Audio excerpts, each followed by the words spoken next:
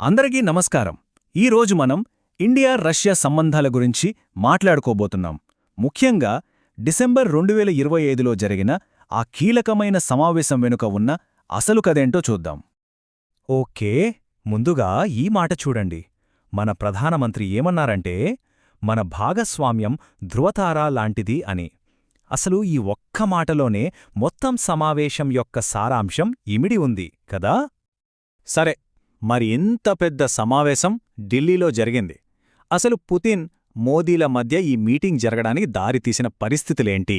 ఆ భౌగోళిక, రాజకీయ వాతావరణం ఎలా ఉందో ఒకసారి చూద్దాం. చెప్పాలంటే ఈ సమావేశం ఒక రకంగా కత్తిమీద సాములాంటిది. ఒక పక్క అమెరికా, పశ్చిమ దేశాల నుంచి తీవ్రమైన ఒత్తిడి. రష్యాతో చమురు కొంటున్నందుకు ట్రంప్ ఏకంగా 50% సుంకాలు విధిస్తామని బెదిరిస్తున్నారు. మరోపక్క చైనాతో బ్యాలెన్స్ చేసుకోవాలి. చైనా, రష్యా మరీ దగ్గరవ్వకుండా చూసుకోవడం ఇండియాకు చాలా అవసరం. సో ఈ రెండూ ఒత్తిళ్ల మధ్య ఇండియా తన స్వతంత్ర విదేశాంగ విధానాన్ని నిలబెట్టుకోవడానికి చేసిన ప్రయత్నమే ఈ సమావేశం. ఇక ఈ విజువల్ చూడండి. దీన్నే లిమో డిప్లొమసీ అంటున్నారు. అంటే ప్రధాని మోదీ స్వయంగా ప్రోటోకాల్ పక్కనబెట్టి పుతిన్ను ఎయిర్పోర్ట్లో రిసీవ్ చేసుకున్నారు. అంతేకాదు, ఎయిర్పోర్ట్ నుంచి ఇద్దరూ ఒకే కారులో ప్రయాణిస్తూ మాట్లాడుకున్నారు. ఇది ప్రపంచానికి ఒక బలమైన సంకేతం పంపింది. మీ ఒత్తిళ్లకు మేం లొంగం, మా స్నేహం దృఢమైనది అని చెప్పకనే చెప్పారన్నమాట. సరే, ఈ పొలిటికల్ సిగ్నల్స్ పక్కన పెడితే అసలు అధికారికంగా ఏం జరిగింది? వాళ్ళు వేసుకున్న ఆర్థిక ప్రణాళికేంటి? ఆ $100 బిలియన్ రోడ్ మ్యాప్ వివరాలు చూద్దాం. ఈ సమావేశంలో హెడ్లైన్స్లో నిల్చిన నంబరిది, $100 బిలియన్. అవును, 2030 కల్లా ఇరు దేశాల మధ్య వాణిజ్యాన్ని ఈ స్థాయికి చేర్చాలన్నది వాళ్ల టార్గెట్. అంటే దాదాపు రెట్టింపు చెయ్యాలన్నమాట. కానీ ఈ ట్రేడ్లో ఒక పెద్ద సమస్య ఉంది. అదే ఈ వాణిజ్య అసమతుల్యత. చూడండి, మొత్తం వాణిజ్యం సుమారు $68.7 బిలియన్ ఉంటే అందులో దాదాపు $59 బిలియన్ రష్యాకే ప్లస్. ఎందుకంటే మనం వాళ్ళ దగ్గర నుంచి భారీగా ముడిచమురు కొంటున్నాం.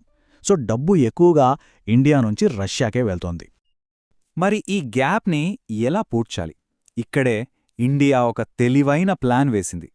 పశ్చిమ దేశాల ఆంక్షల వల్ల రష్యాలో చాలా వస్తువులకు కొరత ఏర్పడింది.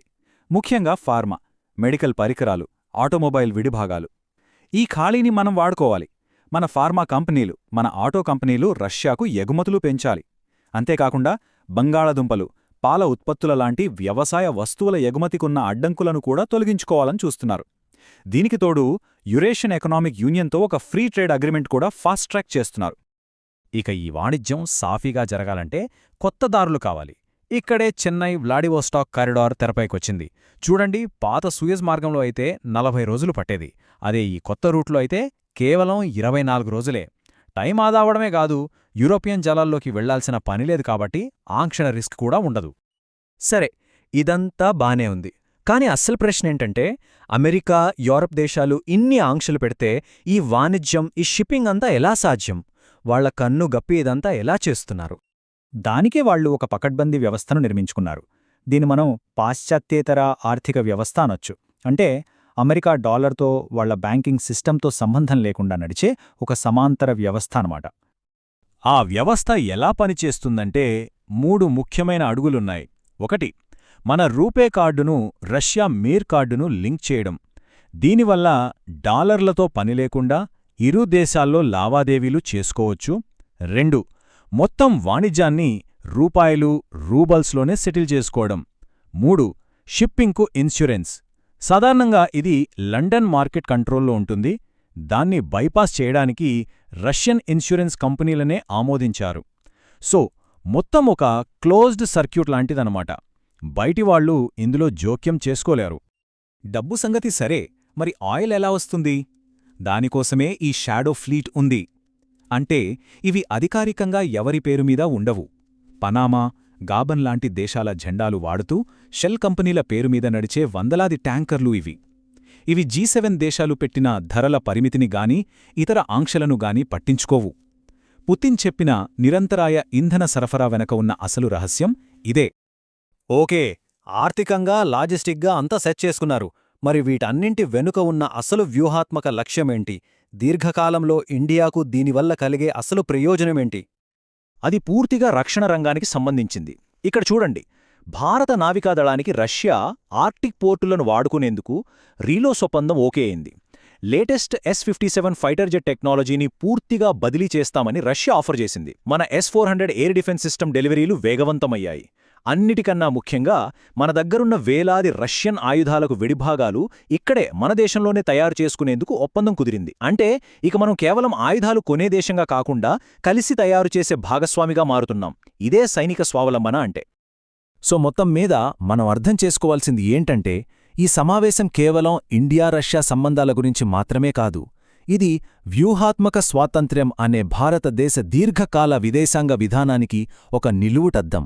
అంటే ఏ ఒక్క దేశం వైపు మొగ్గకుండా మన జాతీయ ప్రయోజనాలే లక్ష్యంగా ముందుకు వెళ్లడం.